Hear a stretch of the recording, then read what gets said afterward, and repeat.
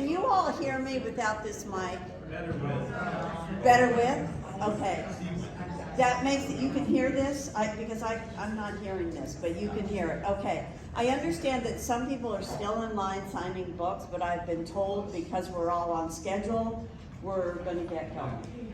So my name is Karyn Sinunu-Towery. I was the president of the Rotary Club of San Jose 2019-2020. So the first half of my year was a regular year, and the second half of my year was a pivot because of the COVID. And then I want to discuss at the end of this talk what we're going to do going forward. So feel free to interrupt me if you want, but I do have time for discussion because I think we're all facing some problems from lingering COVID. And I also recognize those problems are different depending on what part of the country you're from. I know during COVID, I traveled to Atlanta where my daughter and her family lives, and it was like COVID didn't exist. So maybe you're in some region where you didn't do a total shutdown and you're back to life. But I know for me in California, we are not back 100%, and certainly our Rotary Club is not back 100%. So I'd like to talk about that. I'm framing this talk around membership and retention because to me that's the overarching issue of the pandemic and the pivot. Without strong membership and retention of that membership, we will not be able to fulfill our mission as Rotarians. So I just added that to it, and I'll talk about my first part of the year in San Jose. And I also believe that some of the things that were in place for my year at the beginning ended up being things I really had to think about as we did a pivot. So, how's this going now? So here's our little Rotary Club about 1914. Okay? So all of you, I'm sure, have been to an international conference.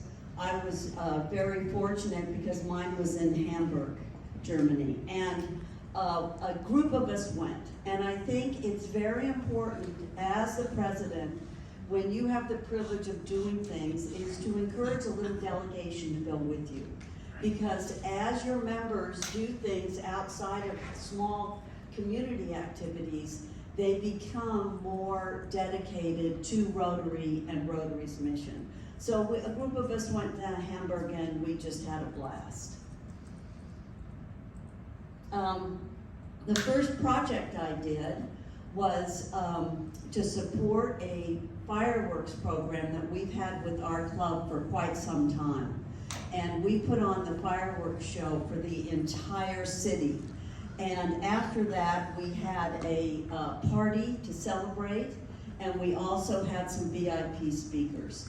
And I liked to bring VIP speakers to events and VIPs to our events. Police chief, this is the fire chief for the city, the district attorney, the mayor. Invite those people to your events because it shows the importance of your club and what you're doing. We also did a parade before the fireworks. And for that parade, we invited some members of the disabled community to join us on a truck and their families.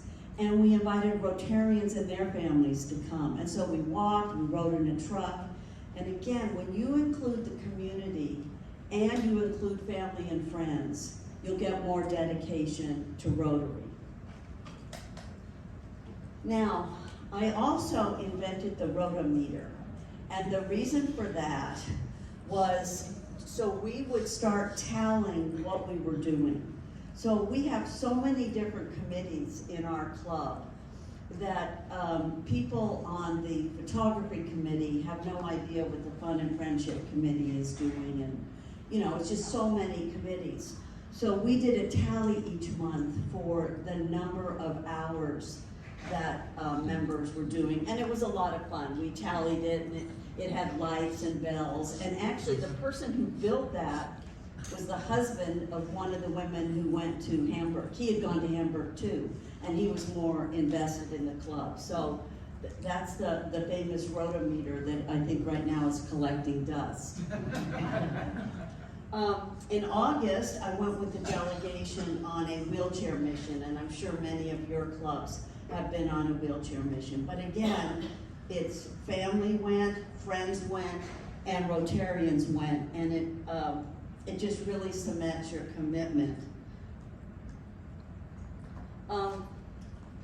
Let's see. When I introduce new members, I felt that sometimes we just got lost in facts. That people are very accomplished, and our new members would come and they would give their bios, and you just kind of lost track of it. So when I was president, I had something called Fun Facts, and I put up a little group of facts on the PowerPoint, and one of them would be false. And then I'd ask a Rotarian to guess which one was false. And we did a back and forth with the new member doing it. And it was very successful because we found that people really remembered some of those fun facts rather than going through a whole long bio. So it was also fun to bring a member talking to a new member, because in these large clubs, new members can get lost. And we also have a mentor program for our, and then I had a lot of tchotchkes that I gave away. This hat was one of them. I think it's important to select unlikely leaders for your projects. I chose to do a project in October for undergarments for homeless women. And I called it the Down Under Project. And we rolled this project out at a theater where we were doing a regular luncheon meeting, but we moved to a theater to showcase some local emerging artists. And so this video ran, and you can see that I selected unlikely captains for this community project.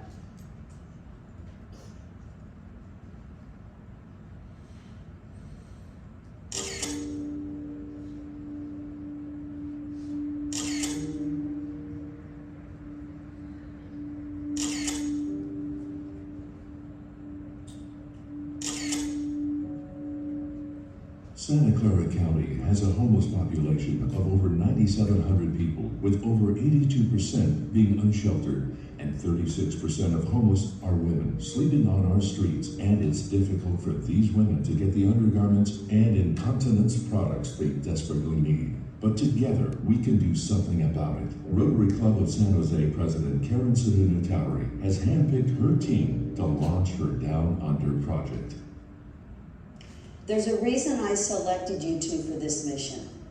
It's often that men don't really think about the need that homeless women have for hygiene, let alone incontinence products. They are expensive, and homeless shelters often have to charge women who need them.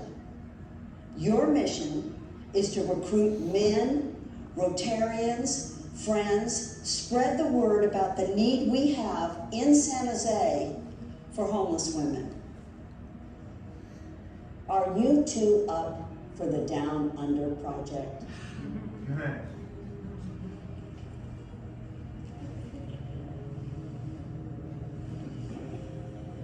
We're in. You can count on us. Well, good. But if you're not successful, you're going to get this. That would be a fun.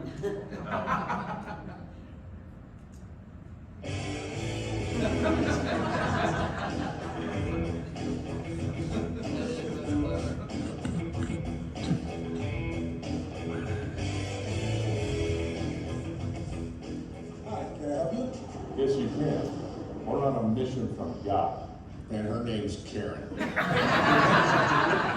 So did you know that over 62% of the homeless population in Santa Clara County are 41 years or older? And they have unique challenges, more so than the general population. And they have limited access to facilities.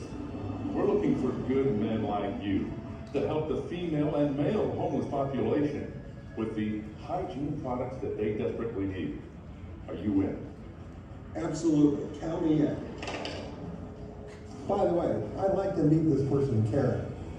No, you wouldn't.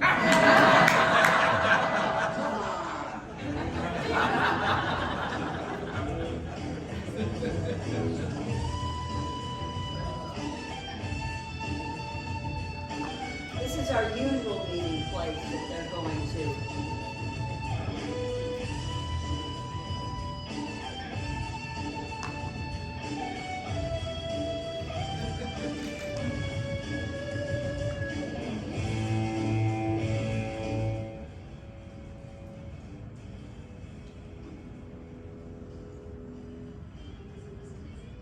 Hammer Theater.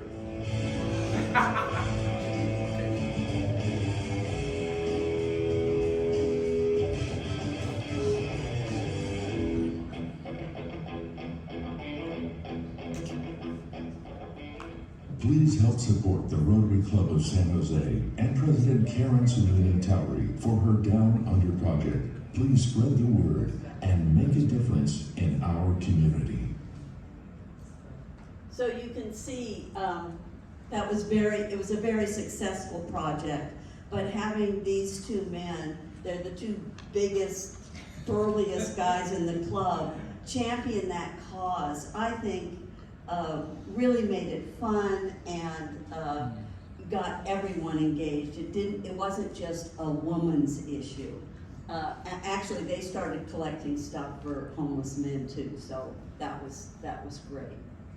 And as I mentioned before, I think bringing in prominent speakers is something that engages the club. They look forward to coming to the meetings if it's going to be a state senator, you know, a local politician, an author. It's a very important part of our club, is to bring in prominent speakers whenever possible. Now we're moving to December, everything's going great, it's 2019. I'm just so happy, about halfway through my year, no problems.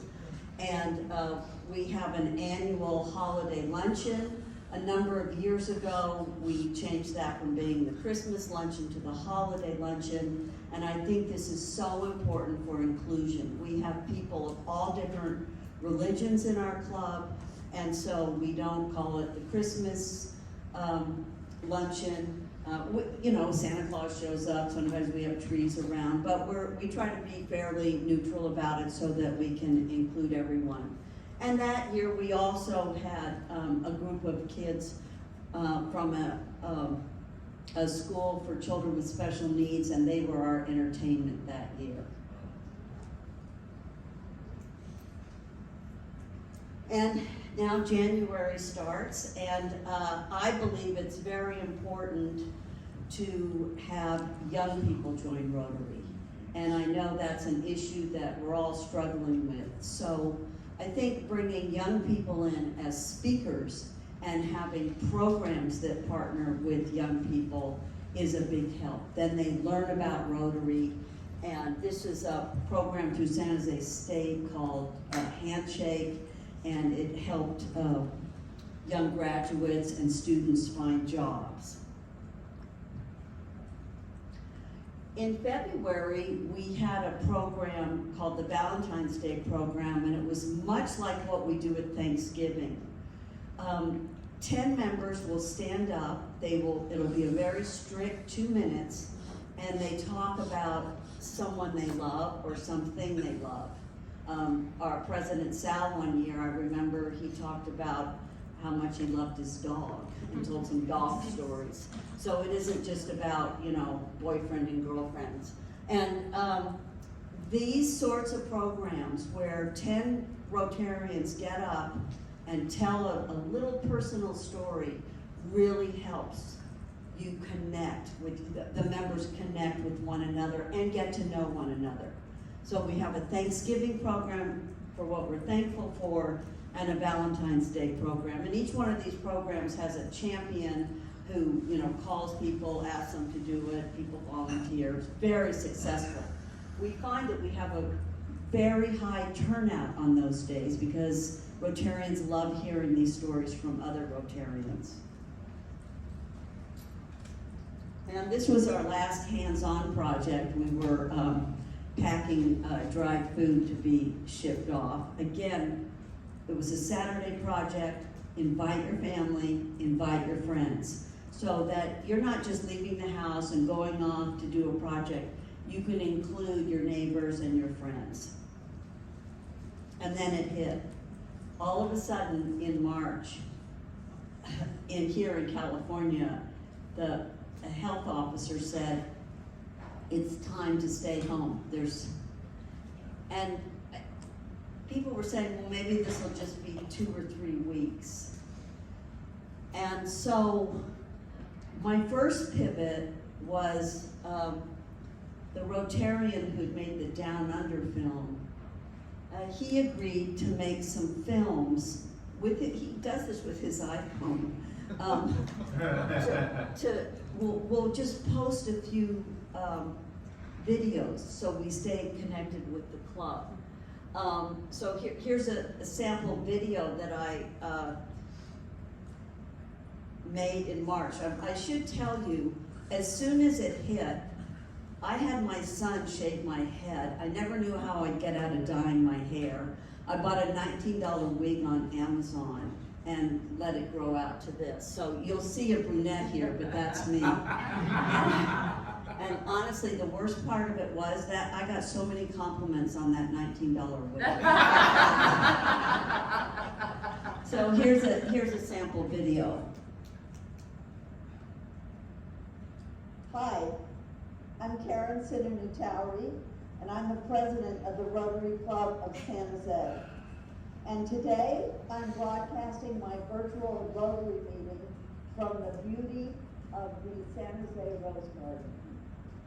Today's virtual meeting is going to concentrate on what our club is doing and a little bit about how our club has suffered. As you know, ELC this year is canceled, and that committee did an amazing job getting everything ready for the students, but they'll be back next year. The Fish Committee has also canceled their annual event, but they will be back next year. But on a positive note, Disaster Relief Committee, headed by Elizabeth Monley, has done an incredible job of raising funds and helping Fish and Loaves and Fishes, I mean, buy a packing machine. And so there are thousands of homes that now need food delivered, and Loaves and Fishes can do it in an efficient manner, thanks to Elizabeth Monley's disaster relief. Going forward, that committee, oh wait a minute, hey, here's my friend, Paul Harris. I brought him out because he's been quarantined in my home, so I'll just leave him right here while I talk. Going forward, that committee will be gathering more funds and sending it to Silicon Valley Strong.org. That organization is raising funds for people at home, for the hungry people, and for the arts. So Disaster Relief is doing a great job. And please don't forget Paul Harris.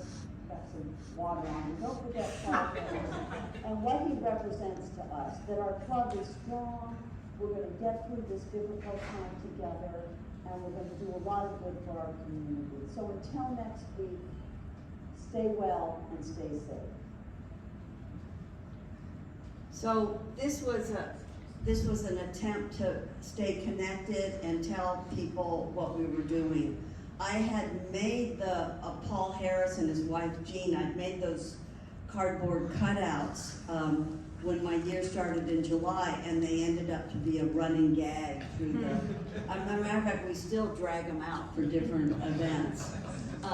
But I felt it was important that we talk now. Our community is having a problem, so we had to pivot. What are we going to do for COVID? And there were a number of things we did. The food packing machine, was just one of them.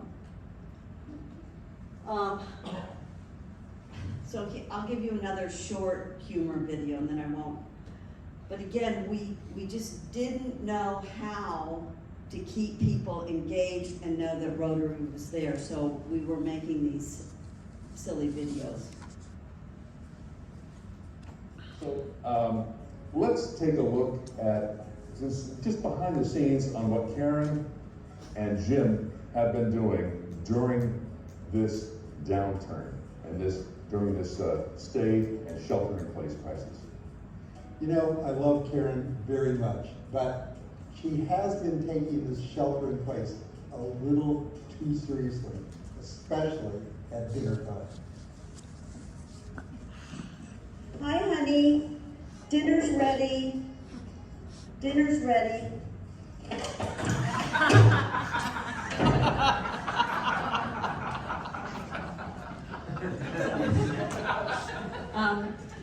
Your next session will be with Brian Adams, who believes that humor is very important to keeping your club strong and together, and I totally embrace that myself.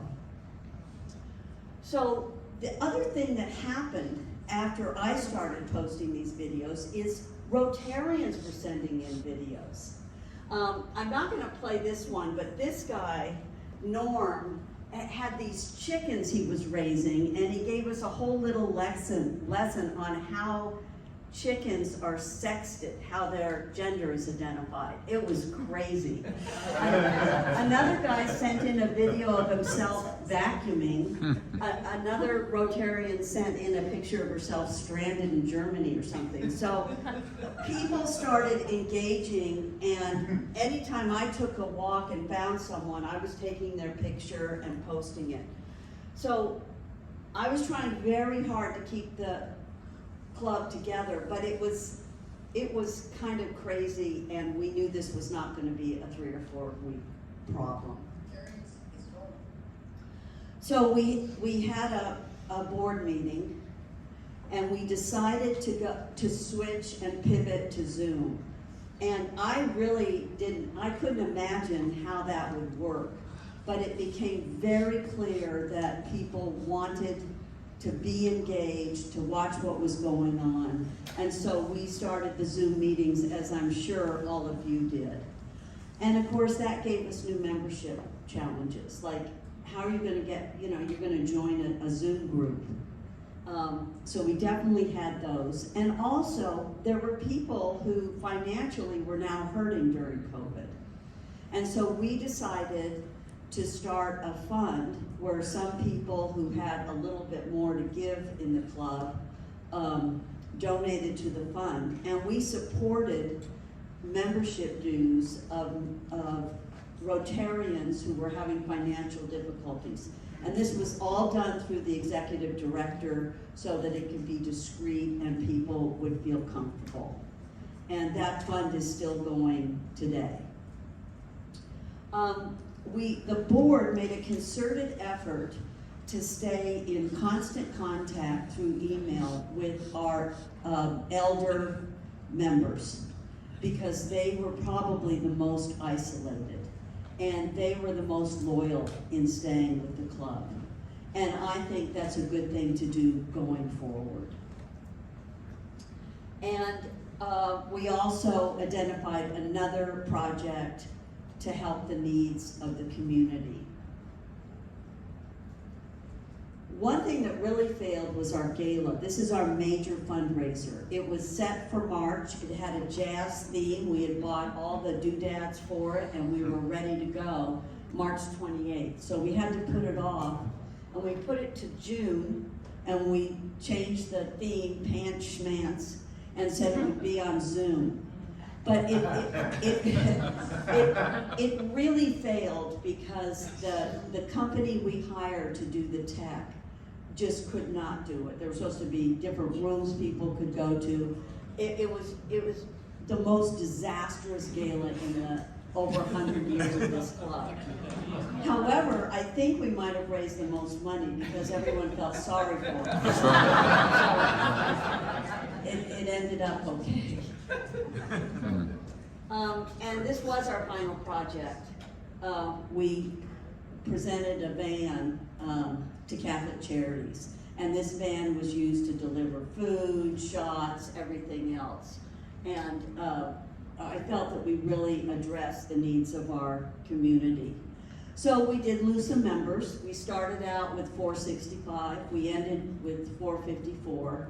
And I think that's because we couldn't get new members. It just wasn't happening, you know, joining a Zoom club. But today we have 434 members. Now, in the last 2 months, we've had 16 new members, and we're starting to come back.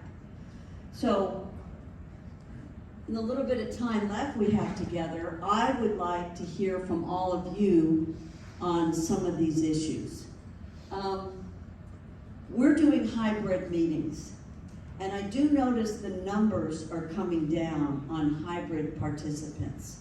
And I thought our speaker yesterday, Janine Pelosi, was very interesting when she said, well, I want to be back in the office. We have to make it so people want to come back to the office. And I thought that's what we have to do as Rotary leaders. We have to make it so Rotarians want to come back to meetings and not just stay in their sweatpants and watch. On the other side of that, there are some people who've been ill who have really enjoyed having that capability. Now, we also film our meetings, so I don't know if filming and posting the film alone on YouTube is enough to address that. I'll be interested to hear what your clubs think of that. Some people still have COVID worries, and they may not have that where my daughter's living, but there are people here who still have it. Downtown here in San Jose is still very quiet. People are not back to work yet. So it's harder just to get up from your desk and walk to the Rotary meeting than it was before. And I'll be interested to hear if any of you are having those problems. And inflation is a problem. That's a reality. Our dues have gone way up, and we have to make that easy for people to pay monthly. We have a senior rate. I know some clubs have a rate of for young professionals.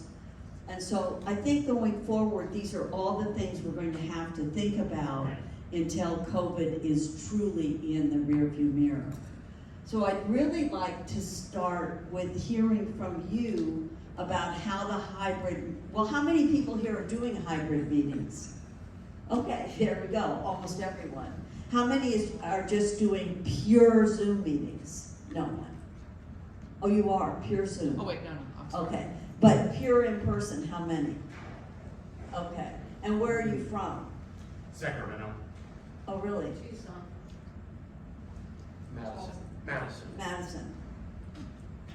So, for those of you had you gone from hybrid back to, could some of you talk about that to us, about how your members reacted to that when you took away the Zoom capability? So we had, obviously, like everybody else, pivoted to Zoom exclusively, and probably I forget when we went back to in-person, but we were still providing a hybrid option of Zoom.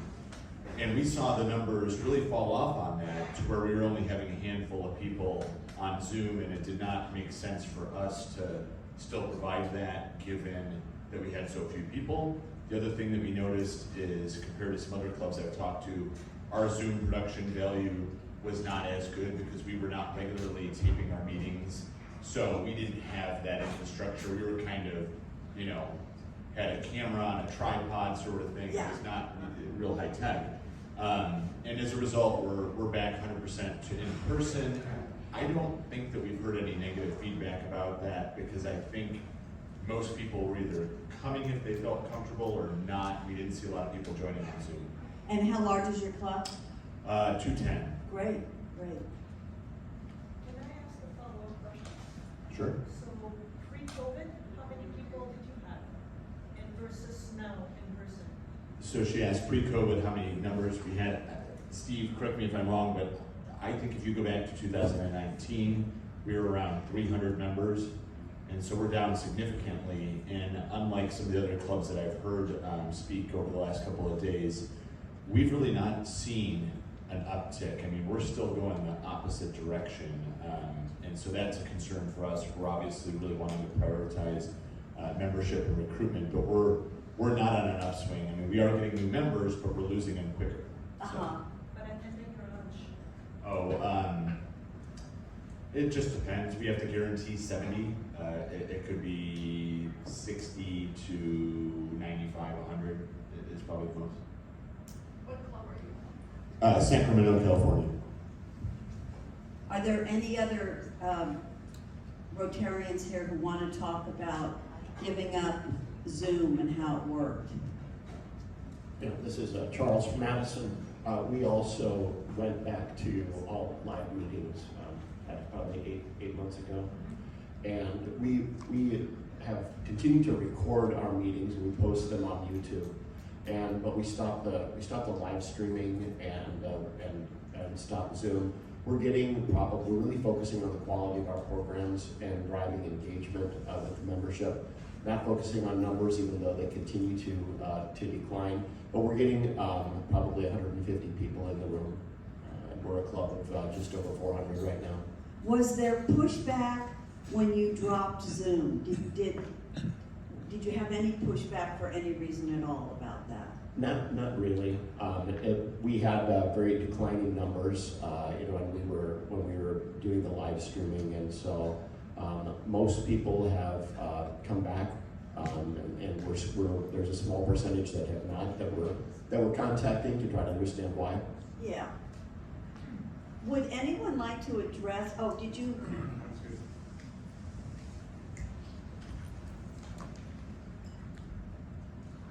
Steve Heath from Sacramento. One of the things that we did was make masks optional.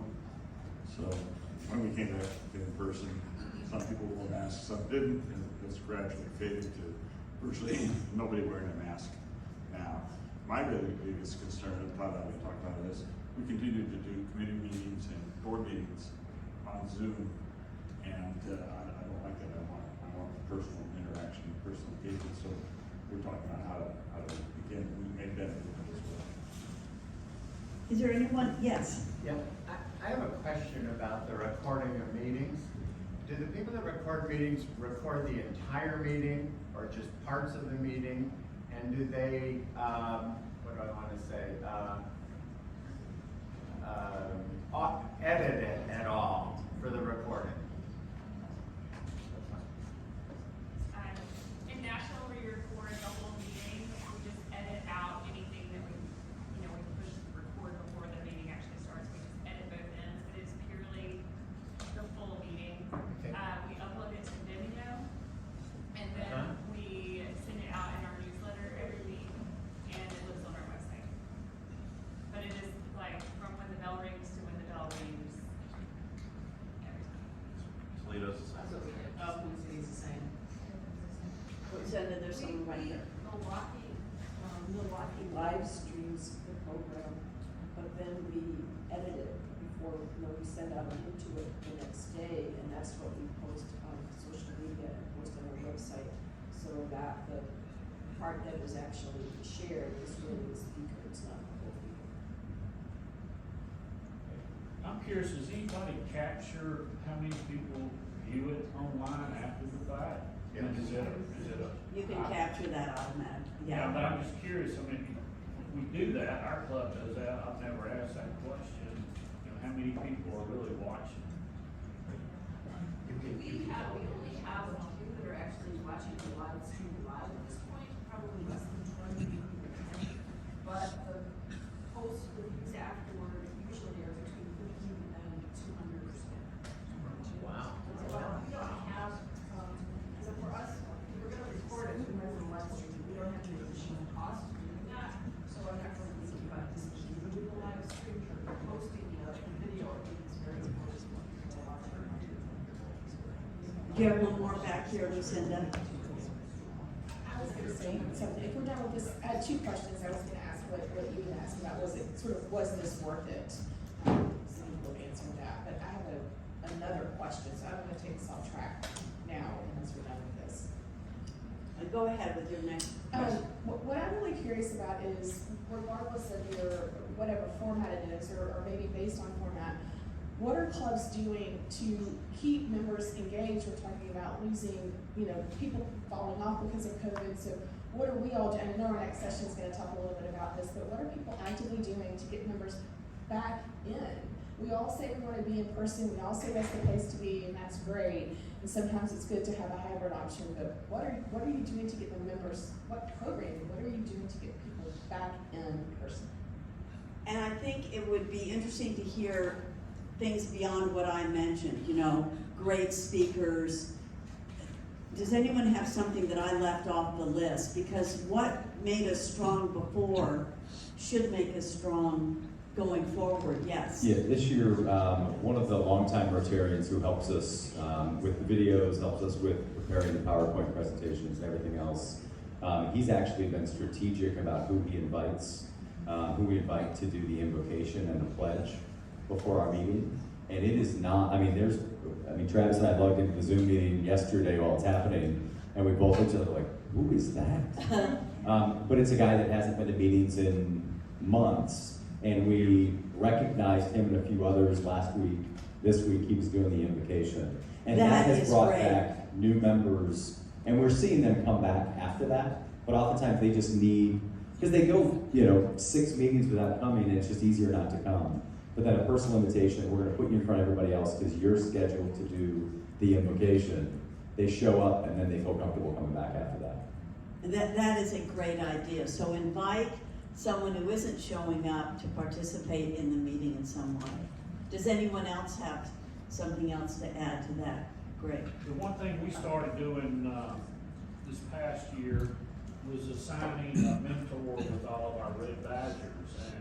And some of us that were serving as mentors took it a step further than just having a few assigned lunches or a few mornings we met for coffee, where we would invite other diverse members of our club to have lunch or coffee with that new member, trying to make it a little more sticky, because we have the same issue that we talked about in Sacramento. We got 20 coming in and 20 going out, just kind of maintaining the status quo. But this year we've taken it about every 2 weeks. We'll send out invites for coffee at 7. You gotta be the energy morning person for this to work. But everybody's got time for coffee. Nobody has time for lunch. So, if you do every other Friday at 7:30, if you invite a few people they haven't seen for a while, you invite the ones that are gonna show up for everything, get a few officers show up, and then you just lob a few questions. Hey, what's an interesting topic? Or what you've been doing the last 2 years? Or, we look forward to getting you back ready. Just get it's no set agenda, just kind of the relationship aspect that you've been talking about, and just building community. Yeah, I think that's important, and our president is doing something like that. He hopes to go through the whole club by the end of the year. He's having coffees before our meeting. So you're coming anyway, 10 people will be invited, and then they'll stay on for the meeting. And that's it's that personal contact is invaluable, I think. Yes. I'm from Springfield, Missouri. Our club's around 200 or so. And I am president now. One thing that I wanted to do, I am personally sending birthday cards and Rotary anniversary cards to every member of our club each month. And if it's a long-term member, I'm making a point to say, wow, 42 years, way to go, handwriting the note. And if I haven't seen them for a while, I'm making a point in those cards to say, look forward to seeing you soon, good program coming up next week, or whatever. And I haven't had a flurry of men running up to me saying, I love the birthday card, but I can tell you that our attendance is ticking up, and I'm close to 60%. Good job. And it was in the high 40s in July. That's right. Yeah, So it does it's take not all work. that, but I think maybe along with other things. But it's work for the president, there's It no is. doubt about There's no- that. It's yeah. time consuming. Look at it this way, it's only a year out of your life. But it just makes a difference, yes. Here's an idea that we have done a little bit, and I think we could do a better job at, but it's creating creating an experience that you only get in the room. So you're gonna offer, like today, you get the book and you get the book signed, or you have a small business that has something that they're bringing and you get it if you're in the room that you don't get on Zoom. We had a cannabis speaker, and it's not legal. It's not legal in Tennessee, but she brought some legal products and goodie bags. Edibles. And all of the goodie bags were taken. And anyway, just opportunities where we always have a bigger crowd with good speakers. But if there's a speaker that could bring something, or there's something that can happen that's only in the room, or you get something cool, or something that might bring you, and then you've got to tell people that that's going to happen so that they'll plan to come instead of coming on Zoom. So that really does work. We have Jay Ross here, who's a past president of our club. He had chocolate chips once a month. And Sal Pizarro, our president this year, he's doing beer once a month before the meeting. But I do think having something that is unique to the in-person experience is what we have to think of going forward. Yes? Something that my club does, I'm John from Traverse City, Michigan, is occasionally, maybe once or twice a year, we have a change of venue where we will have the meeting at a nonprofit that we support, or at a former Boy Scout camp that the club owns, or most recently we had, this is a tourist area, and we had the meeting on Tuesday was on a small cruise ship, and we did an hour-long cruise in the day. So that's something that can be kind of interesting, is change up the venue, serve a box of lunch, and give the members something to look forward to. So I agree. That changing that venue, that Down Under project, we had changed the venue to a theater for that, and everyone loved it except the ED, who had to. So if you're going to plan it, don't tell your ED. Am I right, John? Because you're always right. Yes. This is Todd from Sacramento again. Our current president has started this year, and I think it's a good idea. We're doing as close to the member's birthday as possible at whatever meeting that is. We're highlighting at least 1, 2, maybe 3 of our members, and it's what we're calling a member spotlight. And we have 2 people that are kind of the chairs of the committee, and they read, they have the members stand up and they read kind of some interesting facts and background and stuff that we wouldn't otherwise know about that member. The good thing is it's not just for the members that show up. We'll do it for some of the people that maybe have been less engaged, but ask them to come back. So they're there for that, and I think it's their way back if they haven't been in several meetings. So it's a good way to learn about people, but I think it's a good way to feel connected also. Has anyone done a community project during their lunch meeting? You have. Could you explain that? We decided that if we wanted more people involved in projects, if we brought the projects to the club, they would do it. So we've, packed backpacks, we've packed things for the military, like sanitary supplies, and people love it. We do it after the meeting, so we have a normal meeting, and then we just lay out the tables, and people go up and down the tables and participate, and it's a great way to get projects completed and people engaged. I would like to hear from any club who is going to stay hybrid for a while and why they're going to do it, because I think we had good reasons why the few clubs here have gone completely live. Does anyone explain to the rest of us? Well, I'll ask Olivia to help me with this. We're talking about it. Joanne Pullis in Nashville. We have 50 people on Zoom. So Nashville has come back, but it's not the way it was, and it won't ever be again. A lot of employers in Nashville are allowing their colleagues to work remote 2-3 days a week. They're not coming back. Now, can we get them to Rotary if they don't go into the office that day? Well, maybe. But I'm going to give a kind of a counter. I think we've got to monitor it closely. And I do plan to do that as president-elect, because I like to skate to where the puck is going.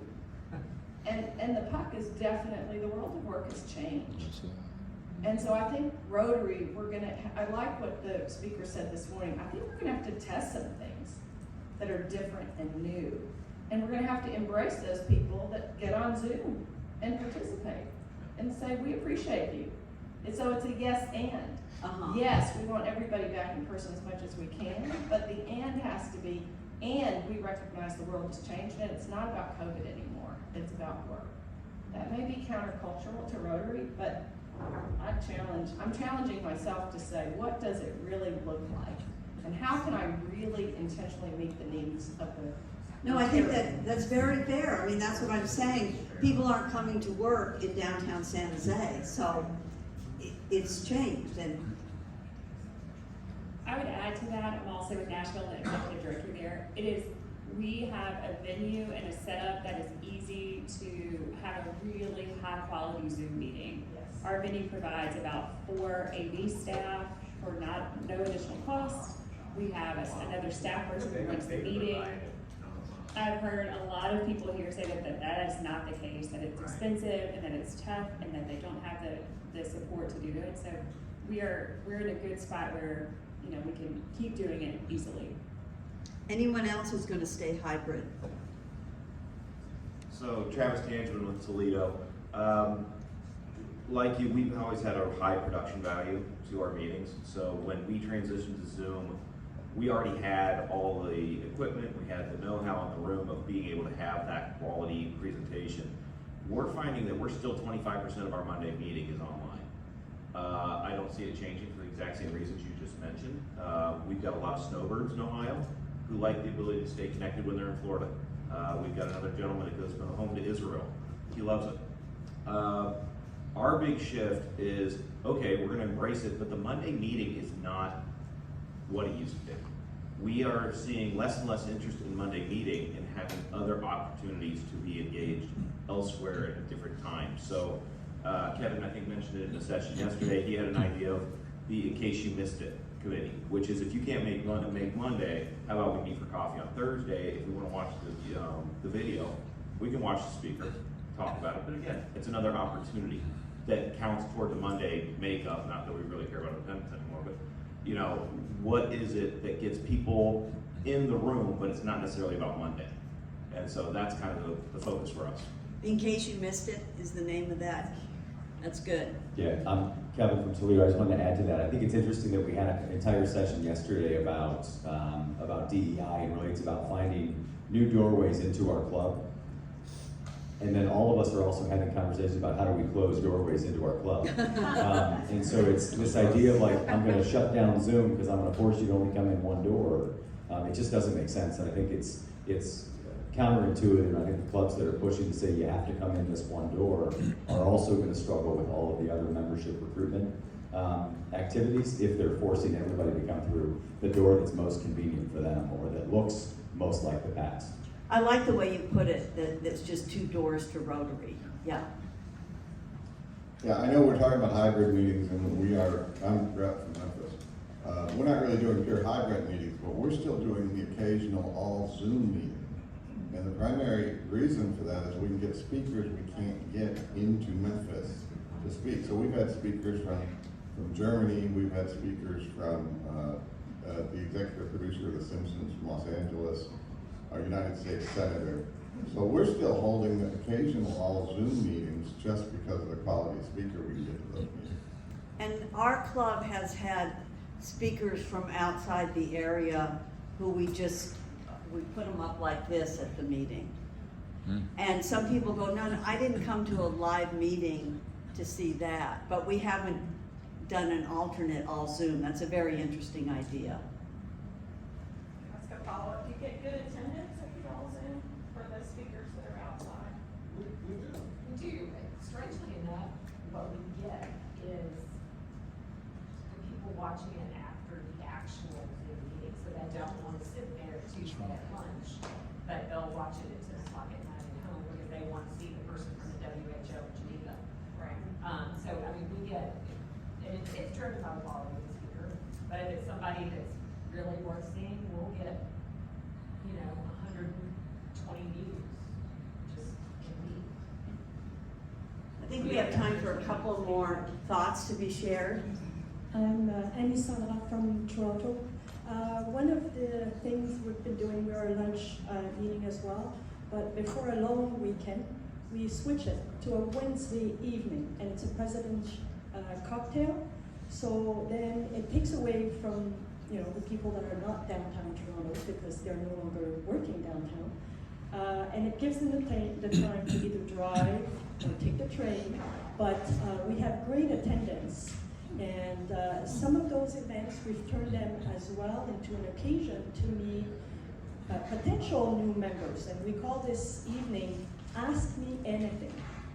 So we have new members, potential new members, and with members, and it's just another way of staying in person and interacting. So is it actually a meeting or is it more like a cocktail party? So it's a cocktail party. And just one, how often we do you skip do the it? lunch that week. You skip the lunch? Yes. How often have you done that? So every time we have a long weekend in Canada. Yeah. So it's probably every second month, or we just create one if we don't have a long weekend. See, the Canadians are so much fun. Thanks. Paul from San Antonio. I was just curious, it's a little bit of a pivot, but similar conversation. We've been talking in San Antonio about how can we show membership connected to fulfill our mission, which is what you started with. So I'm curious if anyone has a good way of communicating, increased membership, retained membership, all of that will help us with the impact in the community. If not, we have fewer students with the illiteracy rate goes up, fewer students are getting into the workforce, et cetera, et cetera. The impact we make as Rotarians and the service we do in our communities, I think, is sometimes not communicated well enough. And so then if a member leaves, they don't know that there's fewer students that need them to be mentored, they're not gonna get a mentor, or that there's all access parks, like the one we're gonna see tonight, aren't gonna be built because there's not a thriving Rotary. So I was just curious about that. Yeah, and I think there's a way to spin that that's positive. Our club is the greatest, the biggest, and because we do So much has been said, and great videos, by the way. You did an awesome job in that pivot year, so great job. We're doing both. We're still doing Zoom, and I'm an advocate for keeping it for many of the same reasons that we just heard, for no greater reason than the marketing piece. It's more than just club members that watch those videos. And so those videos live into perpetuity. They can be on your website, what they missed, the whole community can see that. But I'd like to go back to what I think is we all have the opportunity to really take a deeper dive into the analytics of our messaging. So when we send these emails out, who's watching the open rates, the click rates, the did not open, the opt-outs, the bounces, all of those, and what are you doing to follow up on that? If the only way we're communicating with our membership is through email, those days are over with. You got to take a deeper dive than that. The same with the follows. The great question was asked about who actually watches these videos, how many follows are, how many people are actually looking at them and commenting on them, doing what they have to do. And then I feel that we all have the opportunity to export all of the membership, who goes to the meetings. Are we thanking those that come to the meeting? Or are we just expecting them to come back the next week? If somebody comes one week, there's an opportunity between the next meeting, hey, thank you for coming, maybe invite a friend to come and do all of that. But we've got those databases in our hands and everybody's not showing up. But what are we doing with the list of people that just don't come back? And those are the ones that you call. Those are the ones that you challenge your board members to. You break those down. If there's folks you haven't seen, what are you doing to let them know, hey, we missed you? And also sending a message out pre-meeting that says, I will miss you if you can't attend. That's as simple as it is. As president, I hope to do that in San Diego. Well, that's great, and I thank you all for sharing what you're doing. I know that your year ahead is going to be exciting and challenging. It's you're stepping into a whole new Rotary world, and so I thank you for your service, and it was nice to have you this morning. Thank you.